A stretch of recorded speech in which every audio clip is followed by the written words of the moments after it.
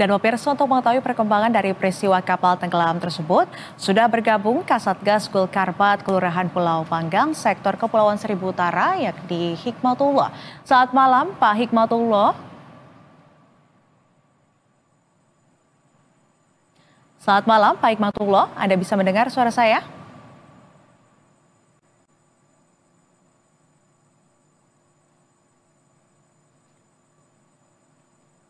Selamat malam, Pak Hikmatullah. Anda bisa mendengar suara dari studio?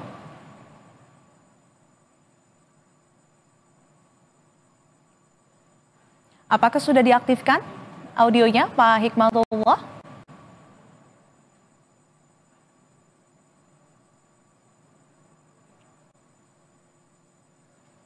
Siap, Pak. Halo, dengar? Baik.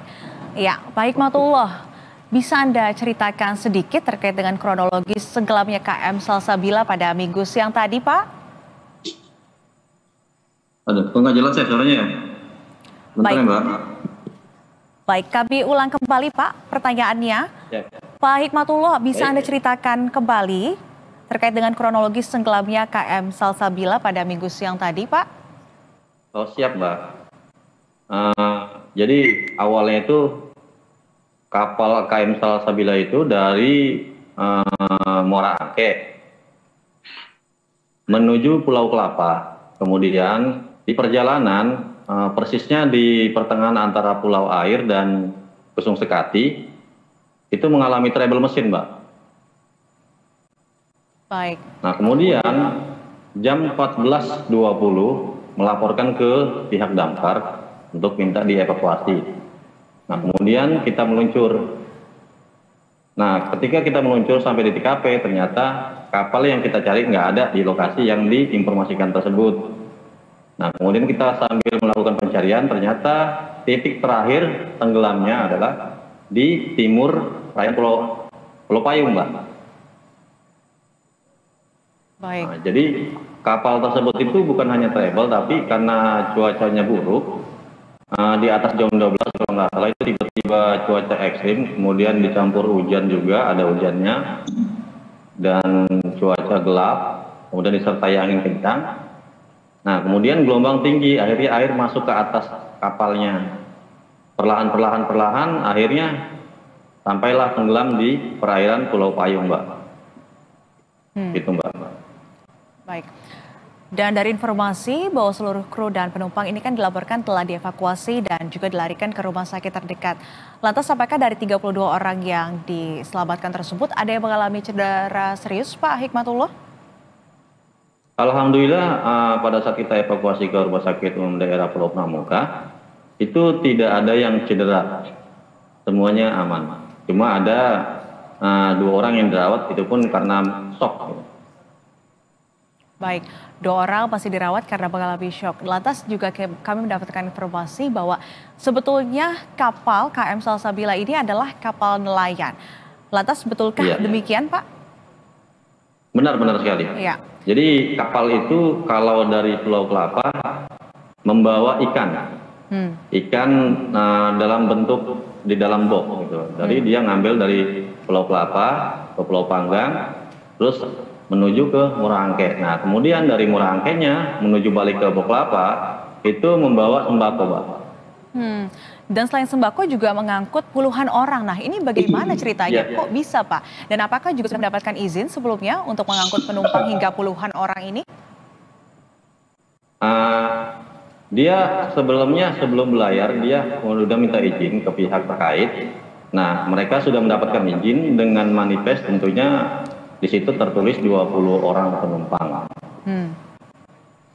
Baik, manifest 20 orang, sementara yang ikut dalam insiden tersebut ini tercatat ada 32 orang. Artinya korban dengan manifest ini tidak sesuai ya, Pak. Apakah dengan kelebihan muatan itu yang juga menjadi penyebab tenggelamnya kapal selain juga akibat gelombang tinggi?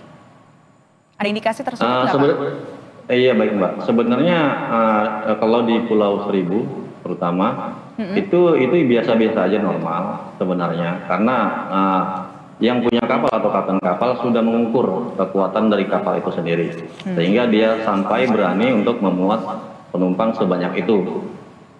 Nah, Akan tetapi di luar dugaan, karena cuaca ekstrim tadi, cuaca buruk tadi, ya akhirnya sesuatu yang tidak mereka inginkan akhirnya terjadi. Tapi kalau misalkan alam yang bersahabat itu tidak ada masalah. Jadi dikarenakan cuaca ekstrim jadi mengalami insiden seperti ini. Baik. Baik artinya di Kepulauan Seribu ini sudah biasa terjadi terkait dengan naik kapal kelebihan muatan, dan apakah ini tidak menjadikan atau menambah indikasi kapal mengalami kebocoran selain juga akibat cuaca buruk tadi, Pak? Tidak, Pak, Bu. Gini, Mbak. Untuk kapalnya sendiri dari konstruksinya itu sangat kokoh dan masih sangat kuat. Karena kekuatan daripada kapal itu hanya pemilik kapal yang mengetahui. Dan para penumpang pun merasa percaya diri dikarenakan kapalnya masih kokoh. Baik. Kalaupun dipaksa seperti itu, 32 orang tersebut di luar manifest, 20 orang, itu sangat aman sekali. Baik. Karena memang kapalnya ya cukup untuk muat orang segitu. Baik, Baik Matullah, tadi Anda sebut bahwa kapal ini diyakini kokoh, tapi nyatanya mengalami kebocoran. Lantas apa sebetulnya yang menjadi penyebab kapal ini bocor, Pak? Apakah sudah diketahui? Bukan kebocoran, Mbak. Jadi itu bukan kebocoran, Mbak. Ya, sudah saya jelaskan tadi di awal. Ya. Itu kapal itu tenggelam dikarenakan kemasukan air dari atas, Mbak. Karena gelombang tinggi, Mbak. Oh, baik. Ya, Pak Hikmatullah, diketahui bahwa artinya sering terjadi muatan berlebih di Kepulauan Seribu.